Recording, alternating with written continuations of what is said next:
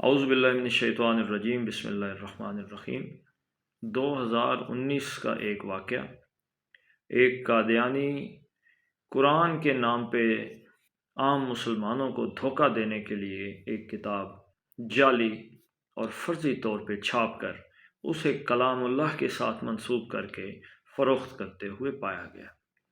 جس پر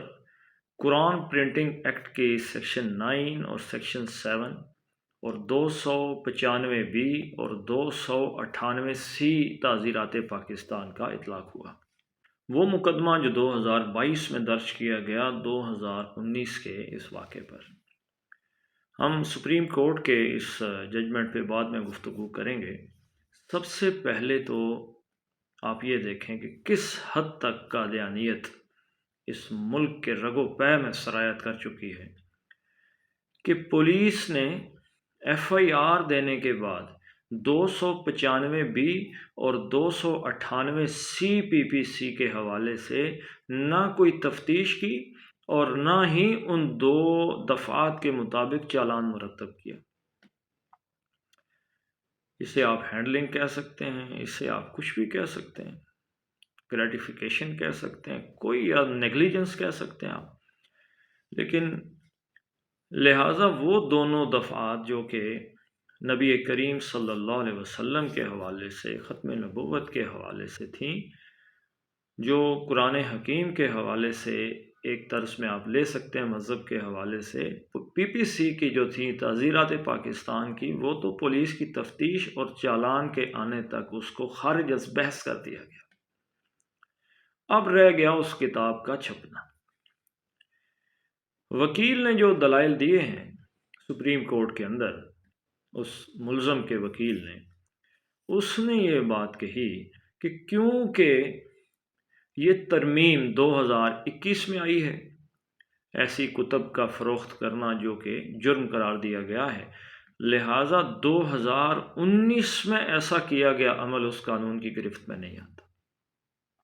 اگر آتا بھی ہو تو کسی ایسی کتاب کو چھاپنے کی زیادہ سے زیادہ سزا 6 مہینے،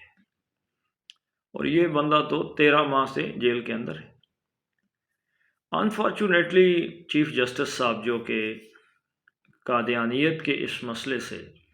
یا تو پوری طریقے سے واقف نہیں ہیں۔ جہاں تک اس فیصلے کی بات ہے تو وہ فیصلہ بظاہر اس کو پڑھتے ہی یہ نظر آتا ہے کہ یہ قادیانیت نوازی کی ایک بہت ہی بدترین شکل ہے، جس میں یہ بات مسلمانوں کو، اہل اسلام کو اور رسول اللہ صلی اللہ علیہ وسلم کی امت کو سمجھانے کی کوشش کی گئی ہے کہ قادیانیوں کو تبلیغ کا حق حاصل ہے، قادیانیوں کو اپنے آپ کو مسلمان کہنے کا بھی حق حاصل ہے، اور وہ اس جعل سازی کو اگر برقرار رکھیں تو ان پہ اس بات میں ان کے لیے کوئی مذائقہ نہیں ہے، نہ کوئی قانونی رکاوٹ ہے۔ تو یہ ایک بہت بڑے فتنے اور فساد کی طرف ایک قدم ہوگا۔ یہاں پہ ایک عام مذہب کی بات نہیں ہو رہی جیسے عیسائیت ہے یا یہودیت ہے یا ہندوازم ہے یا سکھزم ہے، کیونکہ وہ علیحدہ سے اپنا ایک تشخص رکھتے ہیں، جبکہ قادیانی اپنے آپ کو مسلمان کہتے ہیں۔ وہ اپنی عبادت گاہ کو مسجد کہنا چاہتے ہیں، وہ اپنی عبادت کو نماز کہنا چاہتے ہیں، وہ اپنی پکار کو اذان کہنا چاہتے ہیں، اور یہ ان چیزوں سے اس لیے روکا گیا ہے تاکہ پرسونیفیکیشن نہ ہو، تاکہ وہ مسلمانوں کے لبادے میں لوگوں کو دھوکہ نہ دے سکیں۔ اگر انہوں نے اپنا علیحدہ سے کوئی نام رکھنا ہے اپنے مذہب کا، اپنے آپ کو اس علیحدہ سے کسی مذہب میں قید کر لینا ہے اور مسلمانوں سے ہٹ کے اپنا کوئی تعارف پیش کرنا ہے، تو پھر تو یہاں پہ آپ کو رہنے کی آزادی ہے، لیکن آپ تبلیغ میں وہ چیزیں استعمال کریں گے جو مسلمانوں کے شاعر ہیں، تو ایسی آزادی آپ کو نہیں دی جا سکتی۔ تو کیونکہ بنیادی طور پہ چیف جسٹس صاحب اس بنیادی فرق سے وہ قطع نظر کر گئے۔ کیوں قطع نظر کیا انہوں نے؟ لا علمی کی بنیاد پہ کیا یا کسی اور وجہ سے؟ یہ بھی ایک انتہائی زیر بحث چیز ہے،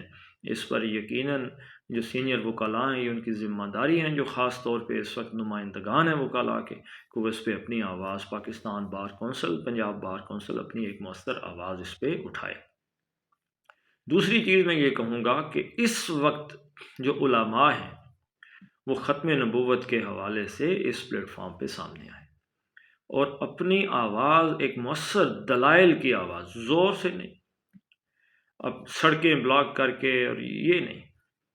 مقدمہ جسے کہتے ہیں وہ پیش کریں کہ در حقیقت قادیانیوں کا مسلمانوں کے ساتھ، اہل ایمان کے ساتھ معاملہ کیا ہے۔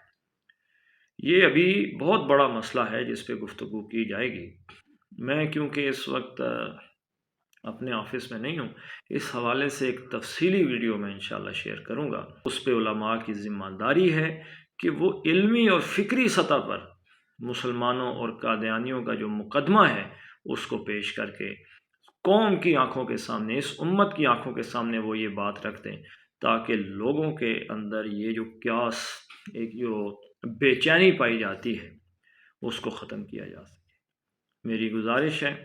کہ اس بات کو پولیٹیسائز نہ کیا جائے، اس پر علمی اور عملی سطح پر، دونوں سطح پر گفتگو کی جائے۔ السلام علیکم ورحمۃ اللہ وبرکاتہ۔